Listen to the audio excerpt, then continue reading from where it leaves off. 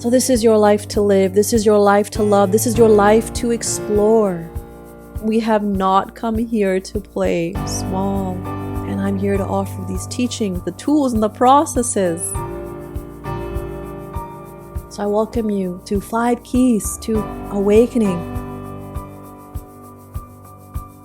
It's a podcast show with your host, Dr. Rameet Singh, and celebrity host Jill Nicolini from New York podcast.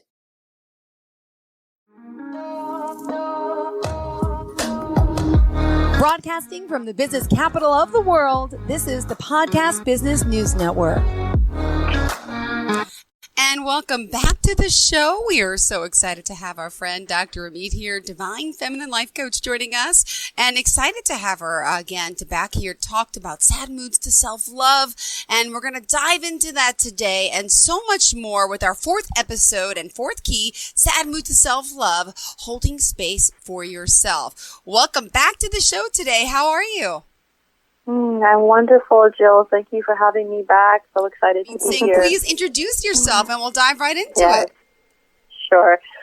So my name is Dr. Rameet Singh. I'm a Divine Feminine Life Coach. What that means is that I work with women's mental health, energetic blocks, and helping women really transform limiting patterns, but from the perspective of marrying psychology and goddess work.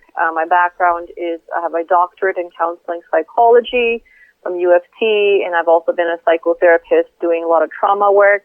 So basically, I found that there was a missing piece in the world of mental health, which was working with women holistically and working with divine feminine energy.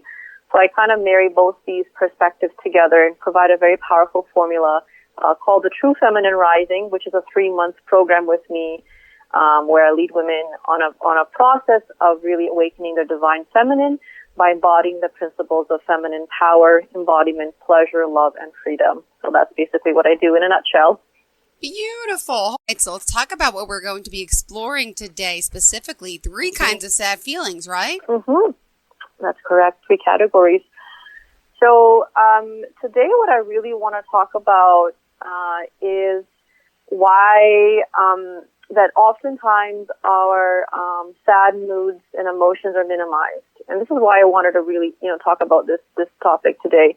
But at the root of many of our behaviors and, the sort of like negative behavior loops we have, whether it's, the diet that we have, the relationships that we stay in, overworking, you have a lot of these behavioral loops that sometimes we can't figure out, why am I behaving like this? Why am I doing this? Why am I feeling angry?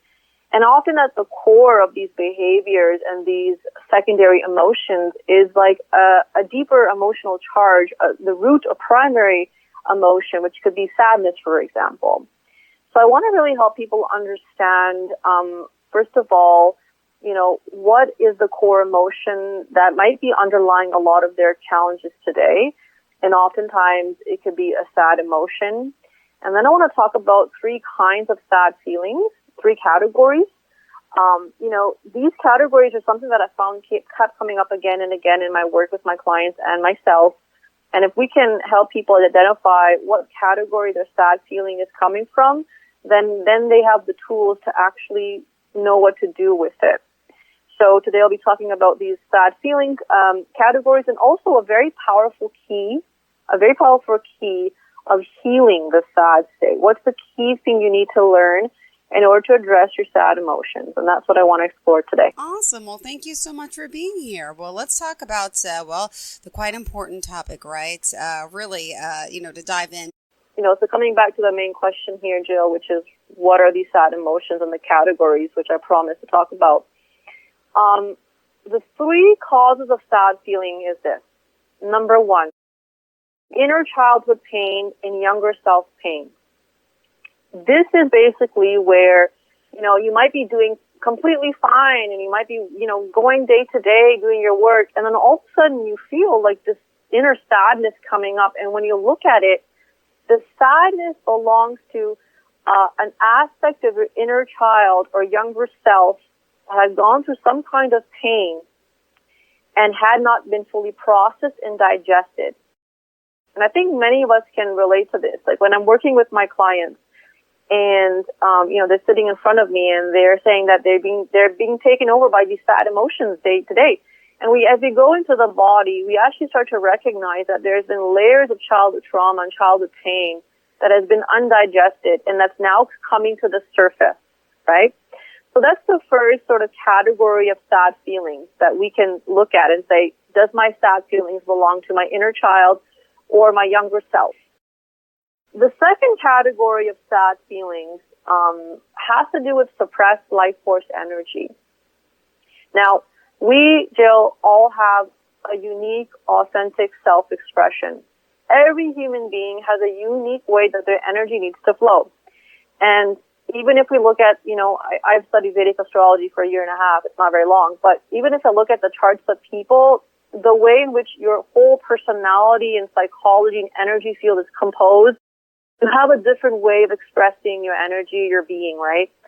So when you have a certain way of expressing yourself and you have been living under many rules and restrictions of shoulds, your, family conditioning, societal conditioning, you end up suppressing that natural life force energy within you. And as a result, your life force energy, which is the force of your self-expression, becomes restricted. And as a result, we feel sadness, frustration, and anger, right? Those core emotions. So the second cause of our sad feelings can be about how we have been restricting, inhibiting the way in which we want to truly be. We haven't been listening, and that creates sadness. And then the third real, I would say, core category of sadness has to do with collective sadness. And collective sadness is basically, think about your mom, your father, your ancestors. They went through a lot of trauma, a lot of war, challenges, and we talk about ancestral pain when we carry the pain of our foremothers, forefathers, and our parents. And so in the work I do, there's a whole realm in psychology called family systems and family therapy where you actually look at what addiction or pain is being moved through generations, right, of the client's lineage. And so sometimes our sadness is coming from something that we need to digest and process for our ancestors, for our parents. We've taken on a similar pattern. And very interestingly, the weather and the day has moods as well, and our menstruation cycle, right? Mm-hmm. So there are certain times in the collective field, even during certain solar eclipse, for example, where we are very much closer to our unconscious material, okay? There's times when there's an opening in the energies of the universe where we're very close to our unconscious material, hence we're connected to more of our pain, right? So the collective sadness is our ability to recognize that this is my pain, but it's also bigger than my pain. It's also the pain of the collective feminine or the planet at large, and I'm part of the process of healing and taking care of this pain. So these are the three levels of sadness that we may experience. Now, there are more levels, but these are the core that I've noticed just working, with my clients. Dr. Rameet Singh here joining us, talking about sad mood to self-love. Yeah, we're going back to these emotions, and times we feel sad and wondering what the feeling is all about. But again, we're talking about three different types of sadness specifically. And of course, us women feeling more than we do. She's here talking to us and helping us embrace ourselves and our cycles, and to know that every feminine body is really, truly unique. And she's back with us here live on the show today. So we got to talk about how sadness shows up in the body, and there's so much more to the work that we have to get through today. So, you mentioned just about the feminine body and how sometimes women can feel more. You're absolutely right about that, Jill. And what I want to say is that I want everybody to recognize that we all have a different bandwidth and spectrum of emotions that we feel.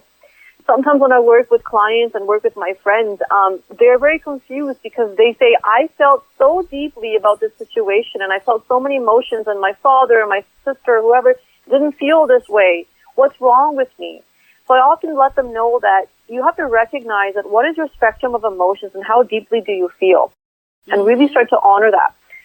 So when I started to make peace with the fact, Jill, that I'm a feeling-oriented person, Like somebody once said, like, I live in oceans of emotions, right? And it's not a bad thing. That I primarily experience life through my feelings. And that's exactly true. And I can feel the beauty of the sunset. I feel so deeply.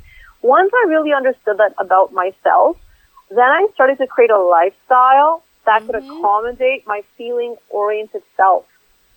See, many of us will create a lifestyle around our friends, other people's needs, our work, our rational mind, but we don't accommodate our lifestyle enough to really fit in our feeling-oriented self.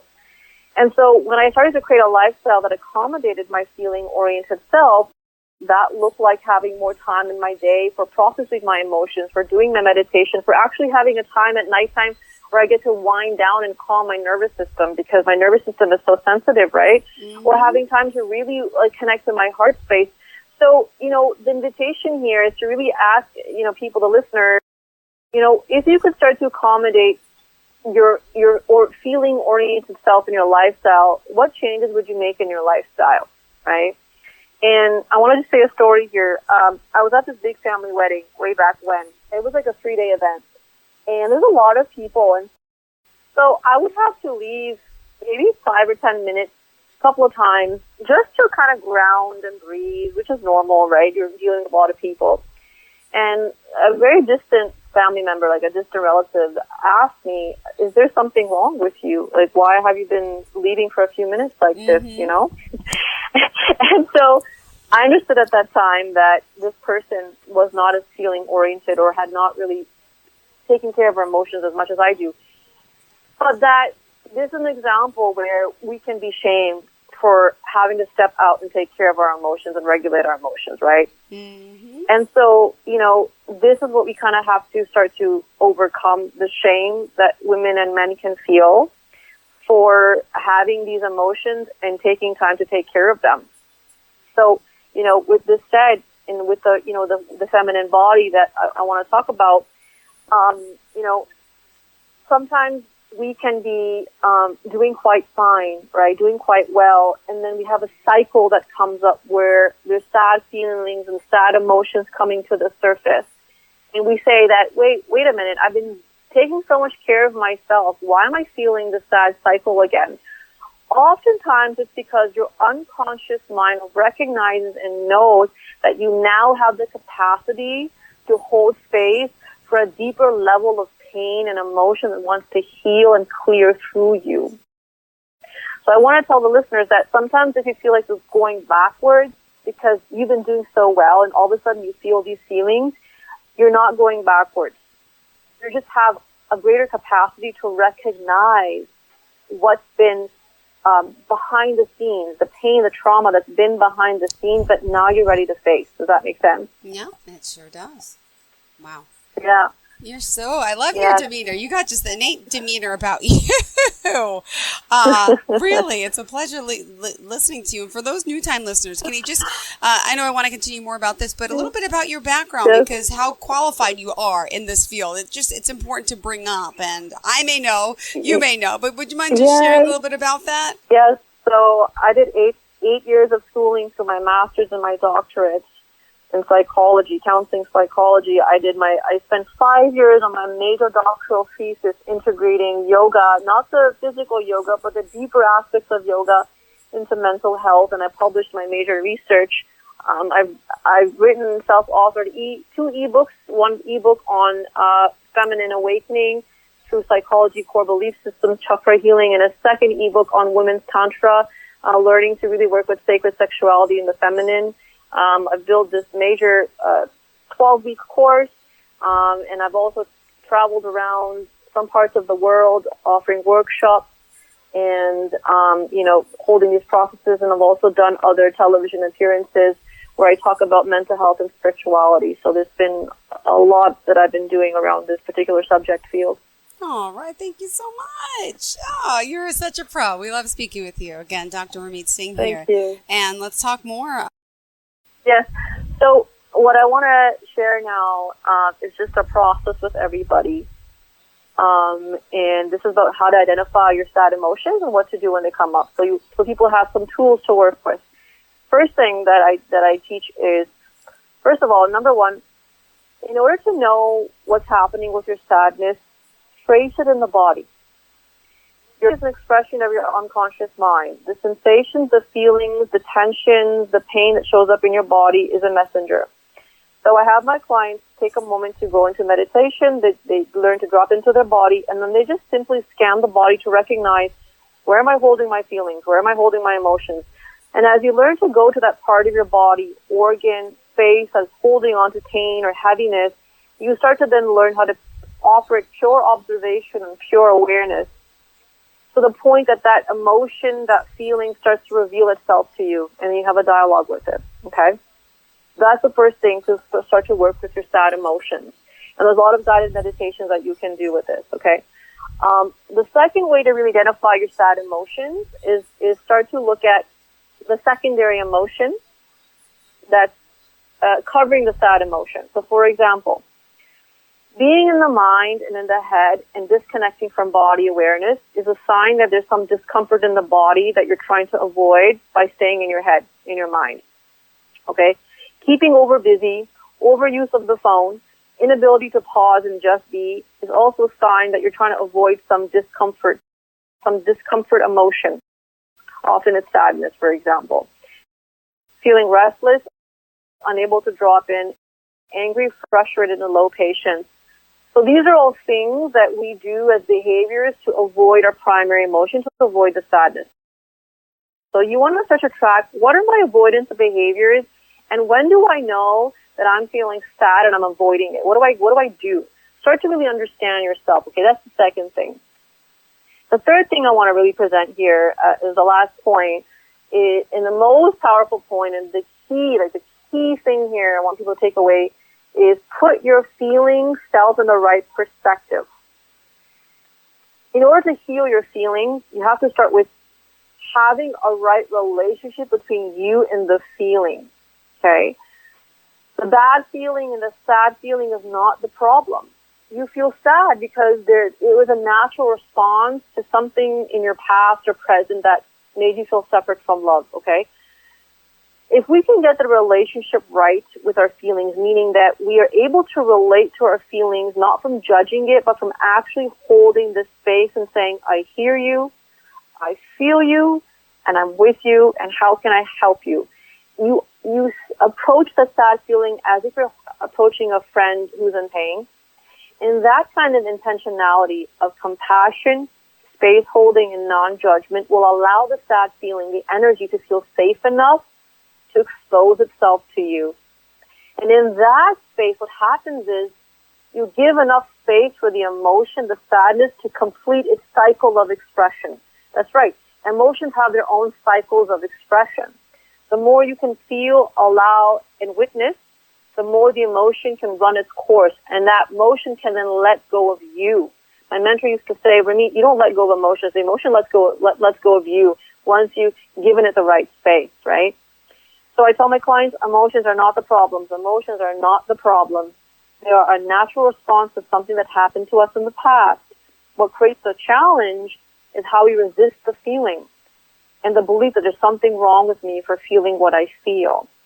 So, that's really the core message that I want to, take away, that I want people to take away today about the sad emotions. And to not resist them, because it's like the Chinese finger trap, right? I read this in a book one day. In the Chinese finger trap, the more you pull your fingers away from the center, the tighter the trap gets. But if you can soften your fingers and let the fingers approach the center, then the trap opens up, right? So it's a process of surrendering, feeling, and allowing, and having the right relationship to your feeling self that helps you to heal. Well, I'm just going to do a little process here, and then I want to just talk about the final key that I have for everybody, the final gift with the final key. So I'm going to have the listeners place one hand over the heart, and I'm just going to say a couple of things here. These are the words that I use to help my emotions, and I'm going to offer this affirmation to you, which came through in my meditation. As you connect to the heart, if there's any sad emotions heavy emotions here, we say to the heavy emotion, dear emotion, I am the immaculate love for you. Turn to me, dear emotions, and do not run away from me.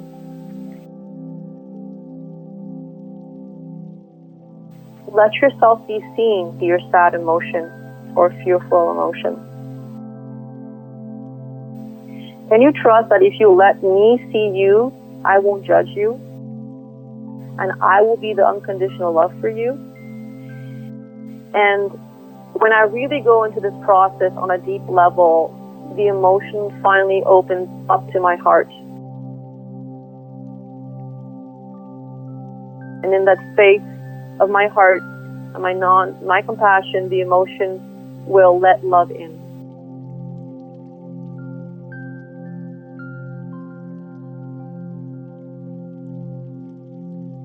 The emotion can let love in.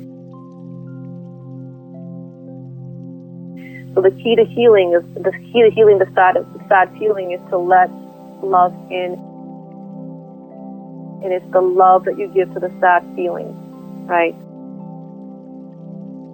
So that's sort of the last little process and affirmation that I want to share. And as a part of the fourth gift, I have a very powerful guided meditation for the listeners. Guided meditation to work with the heart chakra, the heart center, to help you tap into the heart and offer the heart the love and the compassion and the kindness and the soothing that it needs, so that your sad emotion can be held and embraced by your awareness. It's a very powerful 25-minute guided meditation and goes quite deep. Right, and that's the final gift that I have for today. Please tell us about yourself so people understand what a psychotherapist, life coach, speaker, author, all the things you are embodies. Yeah. Okay, so as a psychotherapist, the way that I work as a holistic psychotherapist is I try to help clients access the wisdom of their soul and start to recognize where in their human mind or human personality they have taken on belief systems, patterning that do not serve their purpose. So as a psychotherapist and life coach, I try to then help clients to really, sort through all the conditionings that are getting in the way of them being their truest, authentic self. As a speaker and author, my primary objective is to really deliver the message of personal power, personal awakening, and how we can really learn to work with ourselves, our energy, our divine feminine, to manifest the life we want. So that's sort of the essence of what I do in my profession. Well, thank you for sharing that. It's always important to establish that. And also want to ask you, if you don't mind, about this multidimensional 3-month program you offer. Oh, yes. So this program called the True Feminine Rising, Jill, it came about 3 years ago at 4 a.m. in the morning. I woke up at 4 a.m. and I heard my inner being say to me, grab a pen. So I did. And within a flash, what came through, my hand was starting to automatically write. It was really being guided from my higher self, was the word, the True Feminine Rising.